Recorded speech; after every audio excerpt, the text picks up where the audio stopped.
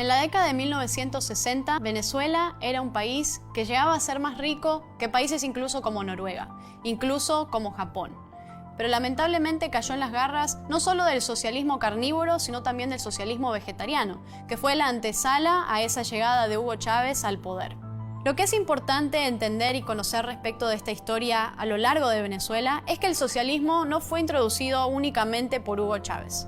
El socialismo viene incluso desde antes de la llegada de Hugo Chávez al poder, a partir de todos estos gobiernos que creyeron en la socialdemocracia de partidos políticos como COPEI o Acción Democrática, que llevaron a estas promesas de redistribución de la riqueza y que terminaron generando un Estado que crecía y que crecía cada vez más. Lo que todavía no entiende una gran parte de América Latina y del mundo incluso, es que el Estado no genera riquezas.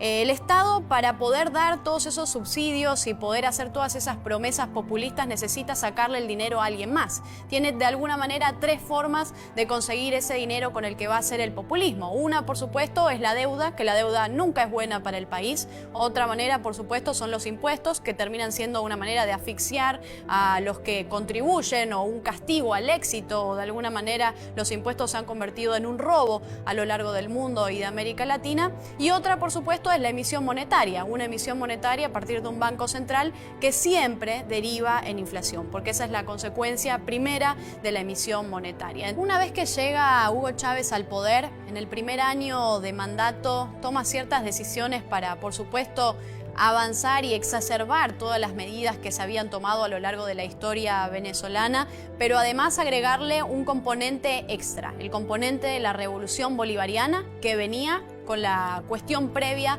de la revolución cubana, que también tenía sus raíces en la revolución bolchevique. Por supuesto, también va tomando poder sobre los distintos poderes del Estado, destruyendo de alguna forma completamente, aniquilando ese Estado de Derecho, tomando poder sobre el Tribunal Supremo de Justicia, incluso sobre los organismos electorales. Y eso es muy importante, porque una vez que Hugo Chávez toma control sobre el organismo electoral en Venezuela, la situación pasa a ser una situación completamente distinta. Stalin decía que los que votan no deciden nada y los que cuentan los votos lo deciden todo. Los gobiernos populistas a lo largo de nuestra región comparten también otra característica, que es el poder. El deseo ferviente por alcanzar cada vez más poder. Pero no solamente eso, también buscan mantenerse en el poder y además enriquecerse a partir del poder.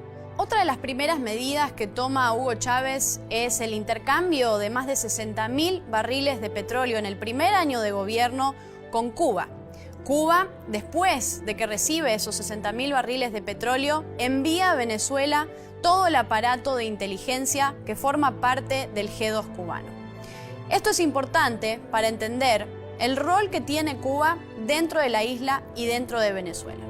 Por supuesto, a partir de la toma del petróleo y de los recursos naturales y de las riquezas que tiene el territorio venezolano y que estaban en ese momento en manos del Estado y que estaban entonces bajo el poder y la decisión de Hugo Chávez, podemos ver la destrucción que hace sobre todo este tipo de recursos y todo este tipo de sistema a lo largo del territorio. En el año 2013, Hugo Chávez finalmente muere. Lo que hay que entender es que si Hugo Chávez seguía vivo, iba a pasar probablemente lo mismo que está sucediendo ahora. Venezuela es un país que hoy está tomado por las peores mafias criminales del hemisferio, por las peores mafias criminales de todo el mundo. Hoy en Venezuela operan más de 5 campos de Hezbollah. El terrorismo islámico tiene sus intereses en el territorio venezolano. Lo mismo sucede con las guerrillas marxistas de la FARC o incluso del ELN. Hoy, más del 70% del territorio venezolano está en manos de todas estas mafias y en manos de todos estos criminales. Venezuela, para salir de esta crisis terrible que está padeciendo después de estas 2 décadas de chavismo, tiene que entender que la solución es el liberalismo. La solución para Venezuela va a ser la libertad. Van a ser los mercados libres, la apertura económica, el capitalismo, las libertades individuales, el Estado de Derecho, la igualdad ante la ley y además la consolidación de la propiedad privada. Por supuesto, también Venezuela necesita privatizaciones. Venezuela necesita de un aparato productivo que vuelva a sacar al país adelante y que se conforme en el gran motor potente que tiene para representar esa potencia a lo largo del mundo y de América Latina.